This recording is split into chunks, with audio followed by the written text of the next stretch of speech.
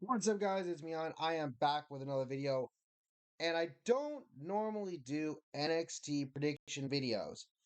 However, tonight, and I say tonight because this is being filmed at 11:15 Tuesday night, and it's going to be going up sometime on Wednesday. But tonight, I'm going to give y'all that because of the fact of that I get to be at NXT Battleground on Sunday in Lowell, Mass with my dad. Cannot fucking wait. So, with that being said, make sure to drop a like, subscribe, and turn on post notifications so you don't miss out on future videos and streams. Not just because of the content I'll be getting from this show, but also tomorrow night or tonight, if since you'll be seeing this on Wednesday, I will be at Fight Life down in Connecticut, getting footage from there. Cannot wait. Super excited to be there, especially to get to meet people like Maja Samovich, and others as well. Again, really excited. Can't wait. And thank you to everybody who subscribed recently with all the Monster Jam content I posted from when I was up in Manchester a couple weeks ago. That means a lot to me. Closing in on 850 subscribers. Again, thank you. Let's go ahead. Oh, let's get this. So we have 6 matches on this card, which honestly for NXT, that's perfect. Outside of Stand and Deliver, which is your biggest show, it's on WrestleMania weekend, so you want to have a few more matches there.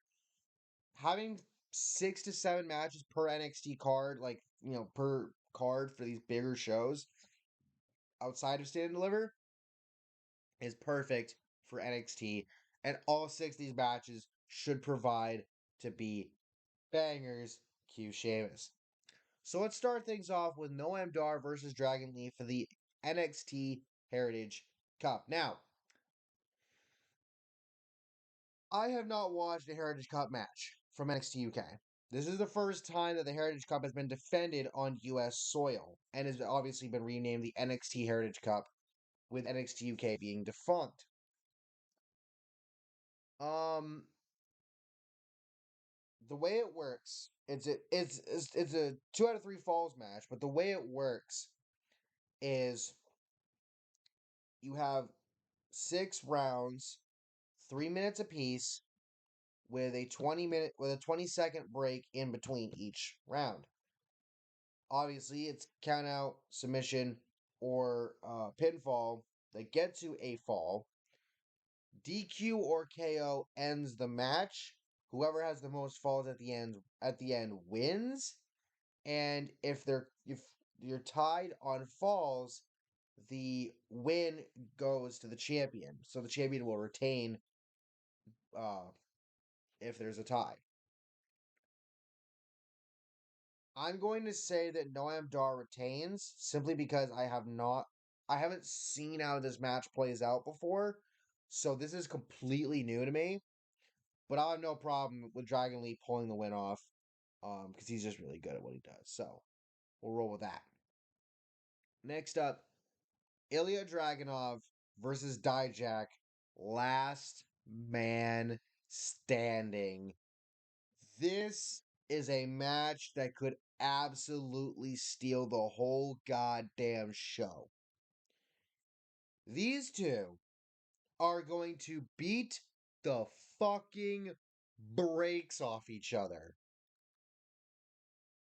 And I'm so goddamn excited for it. Literally, if you need to watch anything from these two, watch Dijak's matches as Dominik Dijakovic against Keith Lee during Black and Gold era NXT, and watch anything Ilja Dragunov did in NXT UK, mostly against Gunther, because god fucking damn. Oh, and their matches at in NXT as well. NXT UK, just go watch them. These two are gonna beat the living piss out of each other. And I think, think.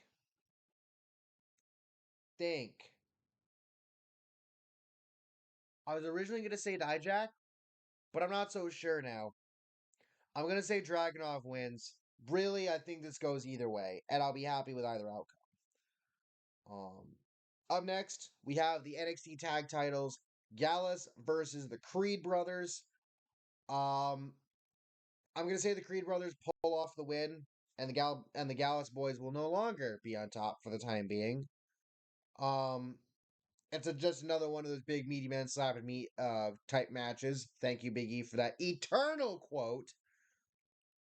And I think it should still be really good. So give me the Creed brothers over Gallus and new.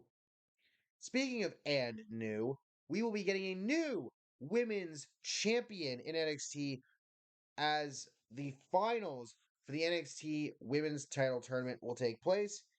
Tiffany Stratton versus Lyra Valkyra. Valkyra defeated Cora Jade. Tiffany Stratton defeated Roxanne Perez. And then Roxanne got ambushed by the person who's been causing all the issues in the NXT parking lot as of late. Over the last couple months, really. Um, it'll be interesting to see who that gets revealed to be. My hunch, Blair Davenport, but don't take that from me. Now, there's been some discourse about this outcome from the tournament, and I can understand why people want Cora versus Roxanne again. People want that rematch. I don't blame them. I kind of wanted it too. But here's the thing, right? Tiffany, ever since coming back from her injury a couple months ago, has gotten even better than she was before, right? She's gotten so much better.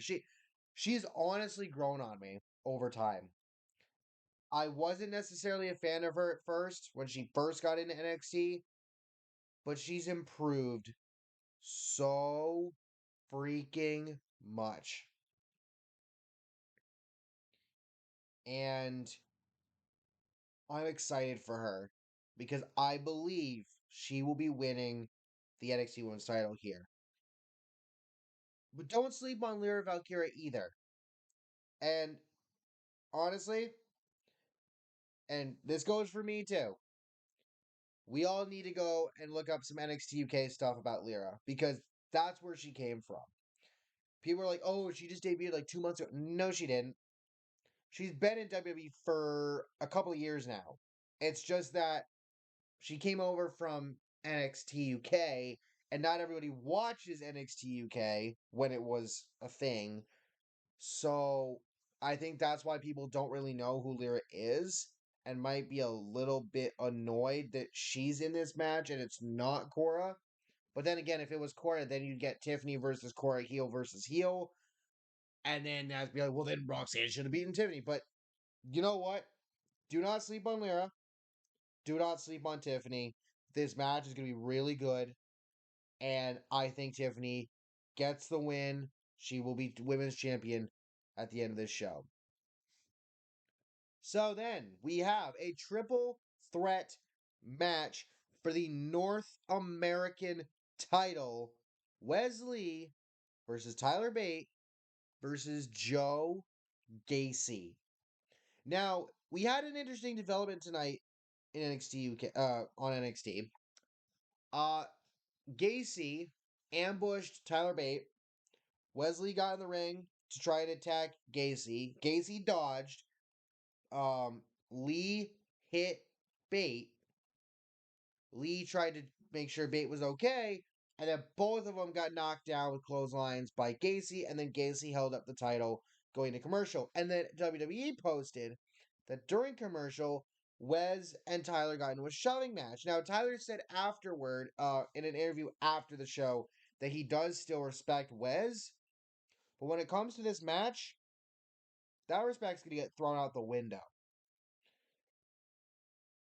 I don't think Wes walks out of Lowell as NXT North American Champion.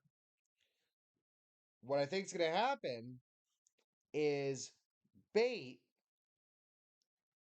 who has in some ways developed a little bit of a friendship or friendly rivalry with Wes lately, I think Tyler will betray Wes. But the question is, does Tyler win or does Gacy win? In reality, I think Gacy's the one that's going to take the pin Bate will, and I'm gonna have Tyler Bate winning. I think Mr. Big Strong Boy will win the NXT North American title. And you want to know what's crazy? The dude's only 26. He entered NXT UK as a freaking teenager. The dude is only 26. How insane is that? I cannot wait for him to get on the main roster one day. But in the meantime, he will be walking out of Lowell, your NXT North American champion. So, that leads us to what will be the main event of the night, at least in my opinion. Carmelo Hayes versus Bron Breakker for the NXT title. Bron drops the title to Melo at Stand and Deliver